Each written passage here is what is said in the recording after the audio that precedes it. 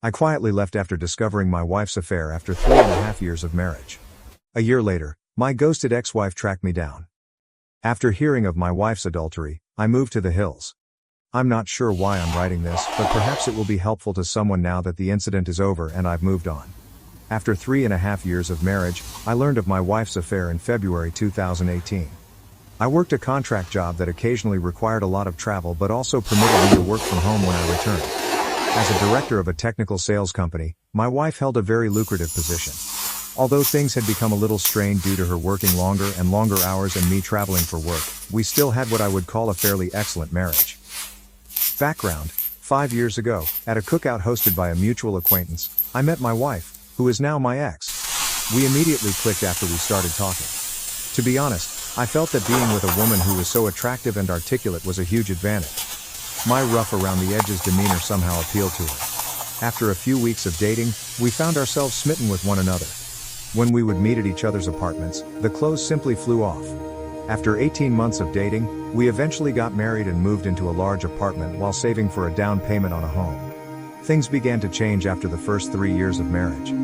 Even though I still had feelings for her, I noticed that she would argue over little matters. When I mentioned all the late hours and the increasingly regular work outings, she would grow irate. Since she had been moving up the corporate ladder, she would claim that it was a necessary component of paying the dues. At least that was her justification. She informed me that since I was also away for weeks at a time, I had no right to challenge her. In reality, I had only been taking vacations for 3 or 4 days every 5 weeks or so I assured her that I could definitely manage cutting back on my travel time. There was never a conclusion to these highly circular arguments. Looking back, I realized that I was unaware that my wife was having an affair. Aside from our declining sexual life and her persistently late work hours, I would never have suspected anything. I simply assumed that she was exhausted from her job. But being rejected so often when I tried to start a sexual relationship had taken a toll on my ego. Although she had a work mobile phone and might have been using it, I didn't witness the covert texting that I had read about in other articles. She used our spare bedroom as a home office and spent a lot of time there. Around September 2017, Kathy began returning home from work and spending the evening at a work engagement instead. This increased from 1 night per week to over 3 nights each week. Although I'm not naturally envious, she would undoubtedly be observed by others, and I'm aware that she would need to repel some of the males at her workplace. Despite working with more male CEOs than female ones, she gave off the impression that she was primarily engaged in her job. The first time I suspected she was cheating was a month prior to D-Day. Before returning home, she had made a brief stop at the supermarket. I was asked to assist her with the grocery shopping. Something pink was glinting from just beneath the front passenger seat of her automobile as I was retrieving a few items from the rear seat. It was a bra that belonged to my wife. She preferred ones from a certain clothing store, so I knew it was hers. Looking back, I can see the bra was a warning sign. She always removes her bra first, from under her clothes, when she's feeling very lustful. I'm not sure why, but when I watched this, I felt sick to my stomach right away. I couldn't understand why her bra was beneath the seat. I didn't say anything more. My heart must have been pounding so hard that I nearly passed out, because when I brought the bags back to the kitchen, Kathy asked me how I was feeling and said that I appeared to have seen a ghost. I simply ignored her remark. It took everything I had to conceal my emotions, but I did my best not to appear upset or deceived. I made the decision to try to find out whether or not she was seeing someone that night and the following day. I began to consider all the hints I could have overlooked. Other than the bra, I had no evidence. She works in an office building downtown, and we live in a reasonably big city. I made the decision to temporarily put the affair idea out of my mind and consider giving her more of my attention. I prepared a delicious meal and arranged the dining table with elegant plates, silverware, and candles one Friday after work. I purchased an arrangement of flowers and a lovely bottle of wine. I pointed out the dinner and everything I had made when she arrived as usual, breezing in after work. She apologized and said she was sorry, but she had to go to a neighborhood hangout to meet up with her coworkers. She mentioned that she needed to take a shower first but that she could have a small snack with me before she left. I guess I went utterly silent because my insides flipped on me. I won't explain the type of anger I was experiencing at the time, but I had had enough. I took my work cell phone and threw it in her back seat while she was taking a shower. I had been considering this as a means of using my own phone to find her. I walked into the kitchen after that and threw the food and flowers in the garbage. After taking a shower, she got ready and looked stunning as always. "All right, let's eat," she said. "Never mind, go out with your friends," I urged her. She asked me if I was angry after giving me a weird look. "I'm sad that you never want to do anything with me," I said. She got upset and sarcastically remarked on my short fuse while telling me to stop acting like a kid. I muttered, "Foolish me," as I stood there allowing everything to settle in. For once, I felt we should spend the evening together. She simply gave me a sly smile and stormed off. I pulled out my second phone and began following my work phone when she departed. About 20 minutes away, at the bar she often visits with her coworkers, I caught her stopping. I made the decision to go find her automobile. Indeed, it was in the parking lot of the bar. I waited to see if I could see her in my car across the street. I felt completely different, like a stalker, but I told myself that I had to calm my fear of her whereabouts. I observed her leaving the bar with a man about an hour after I got there.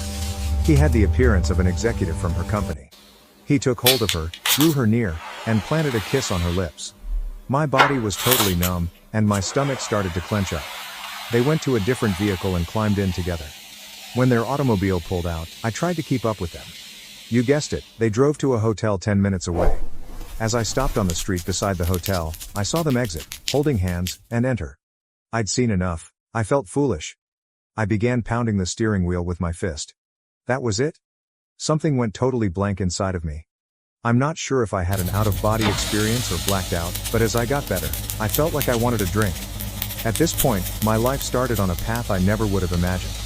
I simply began to drive out of town, replaying all that I had just seen. I was crying out of anger, as much as I hate to admit it.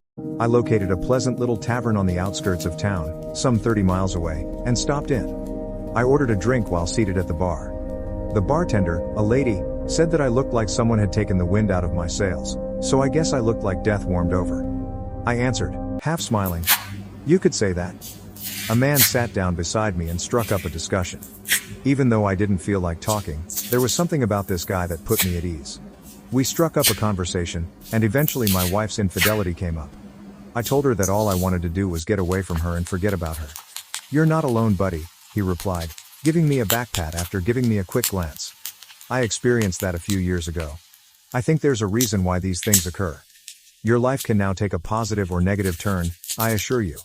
At this point, everything is totally up to you. His remarks, for some reason, jolted me out of my gloom.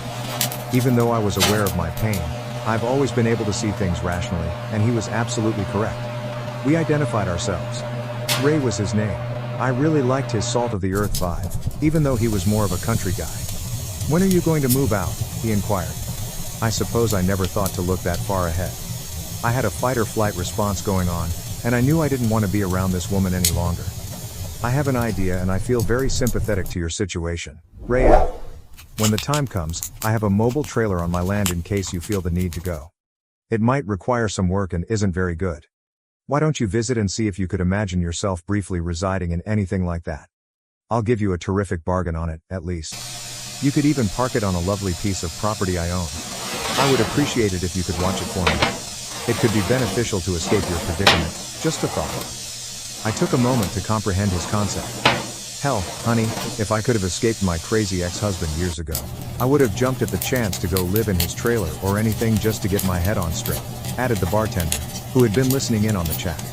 Perhaps this was just what I needed, but I felt as though I had wandered into the twilight zone. "Yes, I'll think about it and maybe check it out," I said to Ray. After a while, we split up and agreed to get together at his house in a few days. I began to feel as though I had some perspective and an opportunity to escape what I thought was a terrible heartache combined with a nightmare. I knew one thing for sure. I would never, ever want to spend time with my wife again. I find cheating to be so disgusting, and it has always been the one thing I thought I would never put up with. I sat on the couch when I arrived home that evening after Kathy. Kathy asked me where I had been when she came out. "Where have you been?" I questioned, turning to face her. "You know I went to grab drinks," she said. I directly inquired, "Are you having an affair?" She appeared surprised, but she soon collected herself and responded, "No, why would you ask me that?" I informed her that I had heard she might be seeing someone at work. "Who told you that?" she said. "Someone I know," I said, but I kept the name a secret. After saying, "You're being ridiculous," she accused me of being intoxicated and insane and inquired about my whereabouts. "We're going to a bar to enjoy some drinks with our friends," I remarked. Despite her obvious desire to ask more questions, she returned to our bedroom and went to bed. Now that I had proof that she had been deceiving me for months, I made the decision to sleep on the sofa. I couldn't sleep at all because I kept seeing her in bed with this guy. I felt sorry for myself, disgusted, and hurt. But then I thought about Ray's trailer. The thought of it cheered me up, and it was almost like a revelation. Something must be wrong with me since the fight or flight response automatically activated amid the pain I was experiencing, and I preferred the flight response. We didn't talk much the following morning and carried on with the weekend as if nothing had occurred.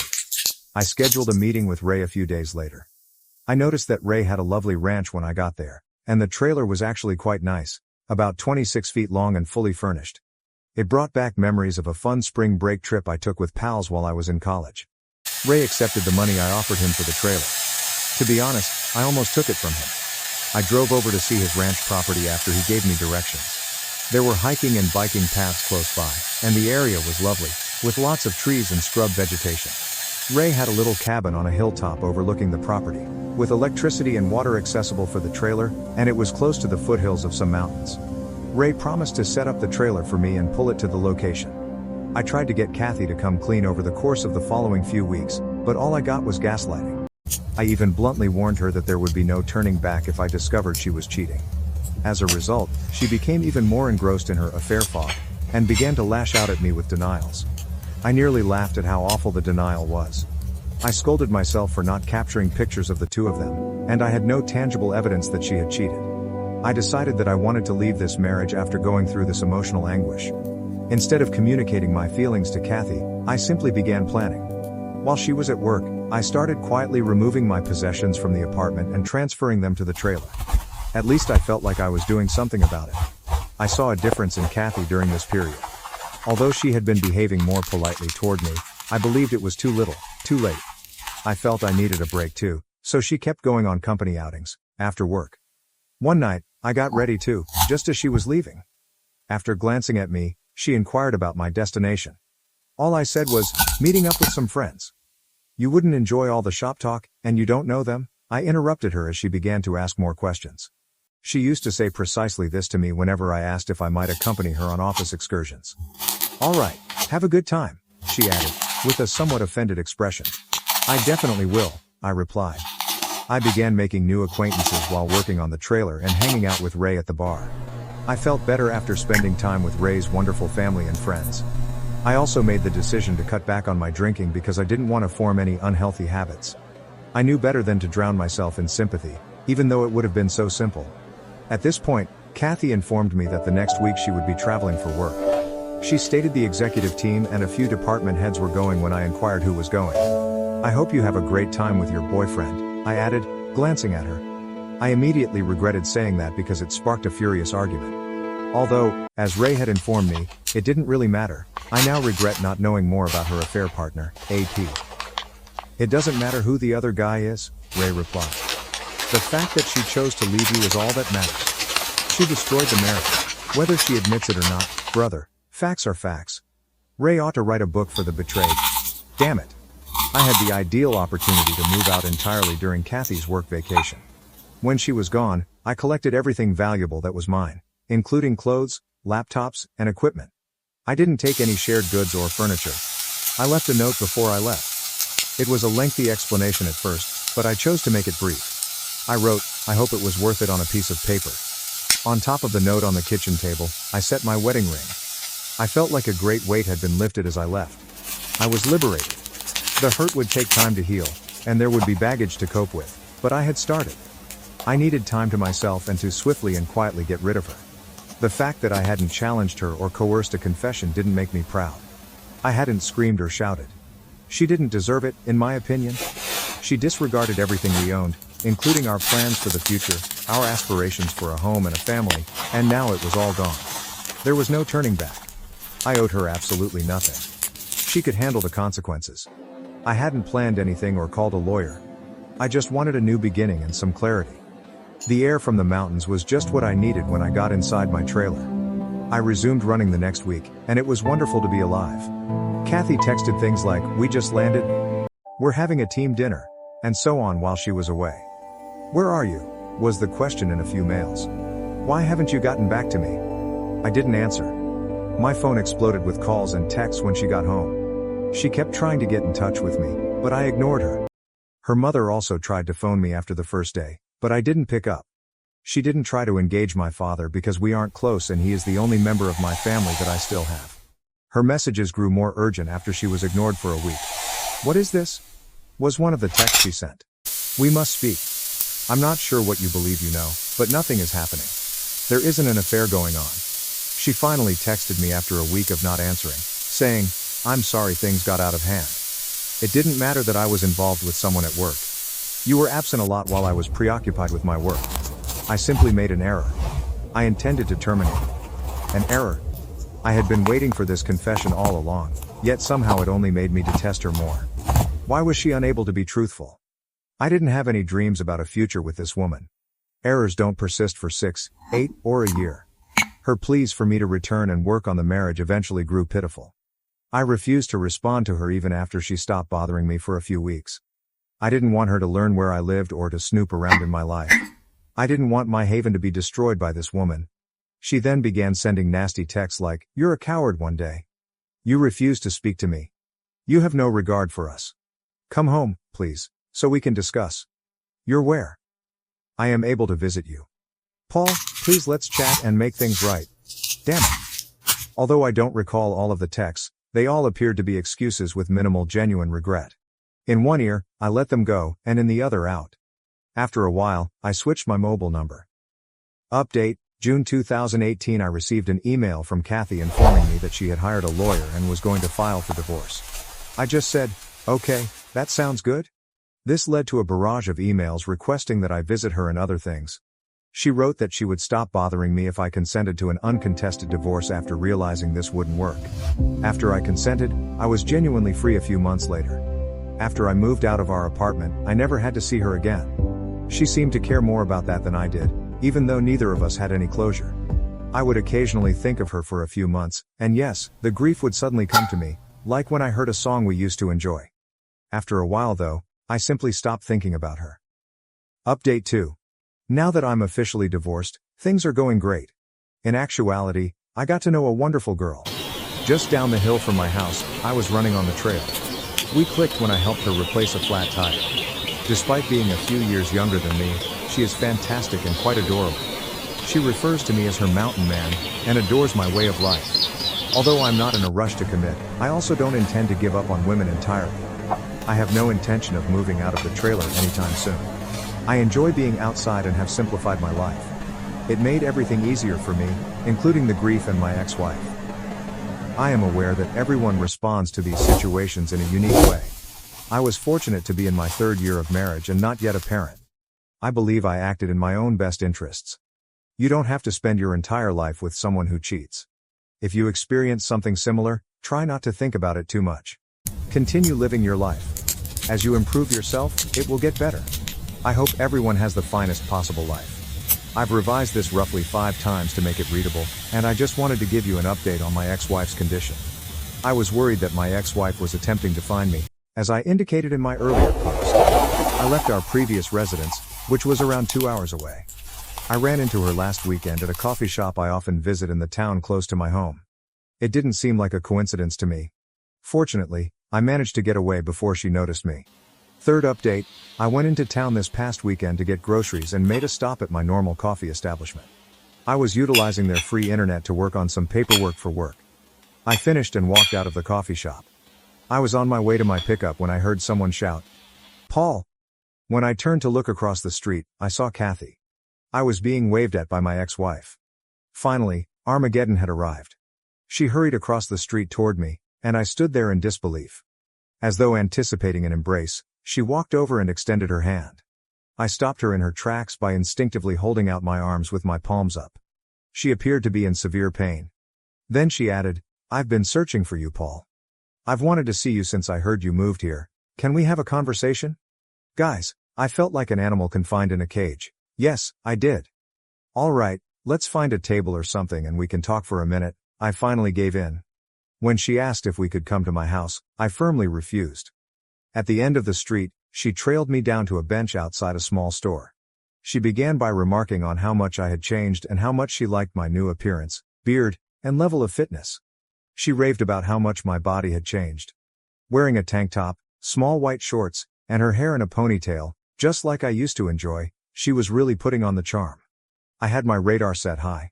She was clearly attempting to activate the sex appeal. I needed to control myself so I could see where this was headed. She began by saying she was sorry about the affair.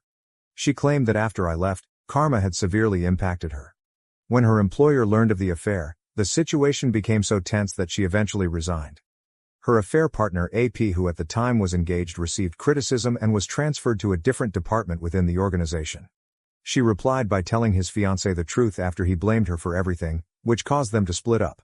This is when she bowed her head and began to weep. I didn't say anything, I just sat there and looked around. She stood up straight and looked at me for a while. "What do you want from me?" I asked. She assured me that she had no intention of having an affair. She stated that the company's politics and positioning drew her in, and that her AP used his charm and influence to corrupt her. She acknowledged that she felt she was taking advantage of him as much as he was taking advantage of her. After I accused her of cheating, she stated that she intended to come clean. She drank after work to ease the guilt she felt at the moment because she loathed herself. She claimed that she felt so stupid, so alone, and as like her heart had burst with loss immediately after I departed. She ended her relationship with her AP right away. She believed she had to find me to see if there was any chance of reconciliation because I refused to speak with her or get in touch with her. She desired a fresh start. She hoped we could start afresh even though she knew we were divorced. I simply gazed at her. I then gave it to her. "You have no right to come out here and undo all the harm you have done. Do you think I'll overlook everything you did to destroy our union? As I previously stated, we were done if you cheated. Forgiveness does not exist. This relationship will not be restarted. You murdered it. As soon as you left me, you ruined everything we had. How foolish do you believe me to be? One evening, I watched you enter a hotel with him. Were you aware of that?" I became aware that people were beginning to notice that my voice had been getting louder. She grabbed my arm and started crying. After letting her sob on my shoulder for a while, I pushed her away. "I deserve all this," she replied, glancing up at me. "I am certain that I do. If nothing else, would you allow me to take you out to dinner? I'd rather not go. I would like to speak further. I want to make sure that we are transparent about everything. You need to spend more time with me than you have in the past. Paul, please. I love you so much, even though I know you might not want to hear it. Before you left me, I had no idea how much I loved you. You broke me as much as I broke you. I'm unable to forgive myself, and I don't want to do so till the day I pass away." She began to sob uncontrollably and hyperventilate. I lifted her up and gave her a hug. It seemed like my only option for soothing her. I knew then that I had shattered her heart as severely as she had shattered mine. Walking, we found a peaceful spot to carry on our conversation. I said, "How did you find me?" when she had calmed down. "Have you engaged a private investigator?" After giving it some thought, she responded no with a small giggle. She clarified that she asked how things were going when she ran into Stacy a few weeks prior. Stacy didn't mention that she had noticed me. Kathy forced her to reveal all the information. I had warned Stacy not to tell her, so she was reluctant, but Kathy persisted. Stacy finally gave in, but all she knew was that I lived somewhere close by and was in town. On her days off, she began to come here to check on me. I kind of laughed when she said that, thinking, damn, Stacy can't keep her trap shut. She blushed. We ultimately decided to have dinner at a charming little spot with a patio. I made sure we didn't drink anything since I wasn't going to give her a reason to be kind to me or say she wasn't so inebriated that she couldn't drive back.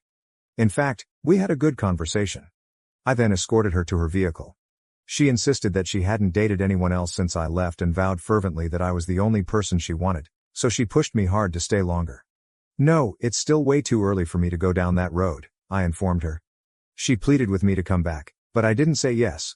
After giving her my new email address, I didn't say anything more. My response to her request for my phone number was, "You'll just blow it up with texts and calls." She wept over it, but in the end, she agreed with my choice. She promised to send me an email with information on returning to town the following weekend before she left. I asked her directly, "Would you have forgiven me if I had been the one cheating?" before she got into her car. "Yes, in time, but only if we saw a marriage counselor and worked through the healing process with lots of talking, maybe even a binding agreement," she responded after pausing to reflect. "All right, maybe I could do that. In 5 or 10 years, I answered. "I would wait if that's what it would take," she replied. She then took both of my hands in hers, looked me in the eye and said, "God damn it, Paul, I will always love you and will do anything to prove it." This statement truly caught me off guard. Her remarks continued to upset me even after she left. She had spoken those words so firmly. However, I was still unable to envision us reuniting. Even though I felt better about the incident, I was unable to perceive her as a friend at this time. Perhaps a friend, but even that was a mystery. I returned home, enjoyed a long run, had some beer, and thought about how far I had come. Could someone please assure me that she wouldn't destroy the tranquility I had created for myself? I had no idea. I had the luxury of time to sort through it and get perspective, but it was all still too vivid in my mind. Last update. Most likely, this will be my final update. When I first uploaded my story to Reddit, the moderators kept taking it down. In summary, I ghosted my ex-wife for more than a year before she discovered me. She wanted to make amends and start over with us. You will be deeply disappointed if you thought I would be the typical beta blue pill fool, and forgive her. She expressed her love and regret for the affair in a lengthy email she sent me last week. She offered to come out and stay with me for the weekend once more. My answer? I silenced her. I informed her that I had no plans to make amends with her. I'm totally happy living alone, taking advantage of my secluded position, and keeping things simple. At 32, I'm not in a rush to make changes. I have my own self-determination plan and have enjoyed the company of a few women and friends. I made it clear in my email response that I had no intention of reconciling and declined to provide her with my phone number. I no longer know or trust you because you made your bed. I hope the best for you, and perhaps we might become friends in the future, but not right now. She was annoyed by my evasiveness and responded in a telling way. She acknowledged that she had taken a job offer from a different state. Her true goal had been for me to accompany her, believing that my remote work would make the move simple. She wished we could start over somewhere new. She wanted to visit me in person to attempt to persuade me because she was running out of time before moving. Luckily for me, her time was up because I had a week of business travel scheduled. I'm grateful. I will no longer have her in my life. She will soon recognize that her time with me is over, but I anticipate receiving a few more emails. She'll need to find someone else, and she might even cheat on them. To anyone reading this, make the most of your life. Let go of the past and give yourself the strength to go on. To all of you, good luck. Thank you for watching. If you haven't subscribed yet, please do so and hit the notification bell to stay updated with more shocking real-life stories happening around you.